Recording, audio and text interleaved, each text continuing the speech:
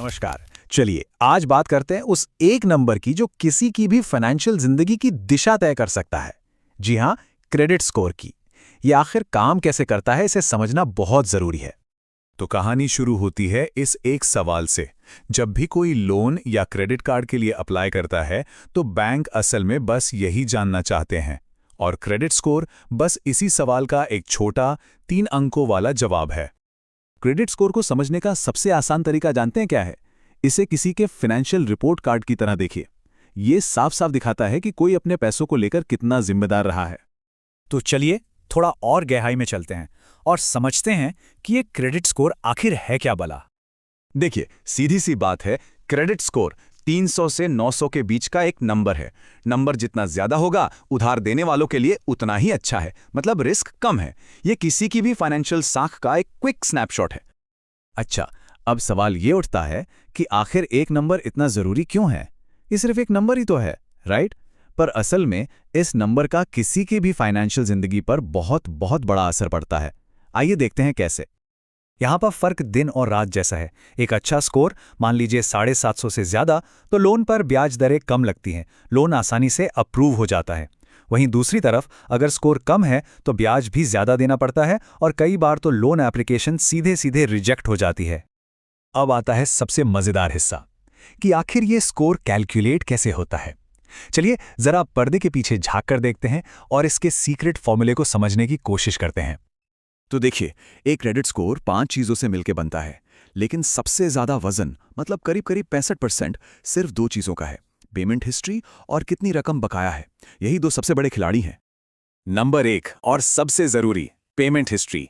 एक अच्छा स्कोर बनाने का ये गोल्डन रूल है: सारे बिल्स, सारी ईएमआई हमेशा टाइम पर। एक भी पेमेंट लेट हुई तो स्कोर पर सीधा असर पड़ता है। दूसरी बड़ी चीज है बकाया राशि। इसे क्रेडिट यूटिलाइजेशन भी कहते हैं। मतलब अगर किसी के क्रेडिट कार्ड की लिमिट 1 लाख है तो वो उसमें से कितना इस्तेमाल कर रहे हैं। एक्सपर्ट्स कहते हैं कि इसे 30% से कम ही रखना चाहिए। फिर तीसरे नंबर पर आता है क्रेडिट हिस्ट्री कितनी लंबी है। देखिए, सीधी सी बात है, जितना पुराना और अच्छा ट्रैक रिकॉर्ड होगा, लेंडर्स को उतना ही ज्यादा भरोसा होता है। इसके बाद आता है क्रेडिट मिक्स, मतलब किसी के पास अलग अलग तरह के क्रेडिट हैं या नहीं। जैसे क्रेडिट कार्ड भी है, कोई कार लोन भी चल रहा है। अगर कोई इन सबको ठीक से मैनेज कर रहा है तो ये एक प्लस पॉइंट माना जाता है।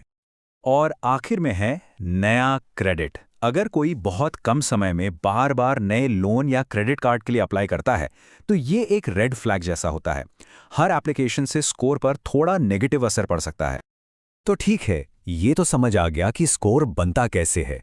अब असली सवाल ये है कि अगर स्कोर अच्छा नहीं है तो उसे सुधारा कैसे जाए। चलिए कुछ पक्के तरीकों पर नजर डालते हैं। स्कोर सुधारने के लिए ये 4 कदम रामबाण की तरह हैं। पहला, सारे बिल हमेशा टाइम पर भरें। दूसरा, क्रेडिट कार्ड का इस्तेमाल लिमिट के 30% से नीचे रखें। तीसरा, अपने पुराने क्रेडिट अकाउंट्स को बंद ना करें, वो हिस्ट्री को लंबा बनाते हैं। और चौथा, साल में 1-2 बार अपनी क्रेडिट रिपोर्ट जरूर चेक करें कि उसमें कोई गलती तो नहीं है। तो कुल मिलाकर बात यह है कि हर किसी का क्रेडिट स्कोर बहुत ही पर्सनल होता है। ये असल में किसी की फाइनेंशियल जर्नी की एक कहानी है। तो अगर इस पूरी बातचीत से 3 सबसे जरूरी बातें याद रखनी हो तो वो ये हैं। पहला, स्कोर किसी की फाइनेंशियल इज्जत की तरह है। दूसरा, टाइम पे पेमेंट करना सबसे जरूरी है। और तीसरा, सबसे अच्छी बात यह है कि इसे सुधारने की ताकत हर किसी के अपने हाथ में है। ये बात बिल्कुल सही है। क्रेडिट स्कोर सिर्फ एक नंबर नहीं है, ये किसी की फाइनेंशियल कहानी का एक आईना है। एक ऐसी कहानी जिसे कोई भी खुद लिख सकता है और अगर जरूरत पड़े तो बदल भी सकता है। तो जाते जाते बस ये एक सवाल सोचने के लिए है, किसी का क्रेडिट स्कोर आज कौन सी कहानी बता रहा है, और क्या ये वही कहानी है जो वो बताना चाहते हैं?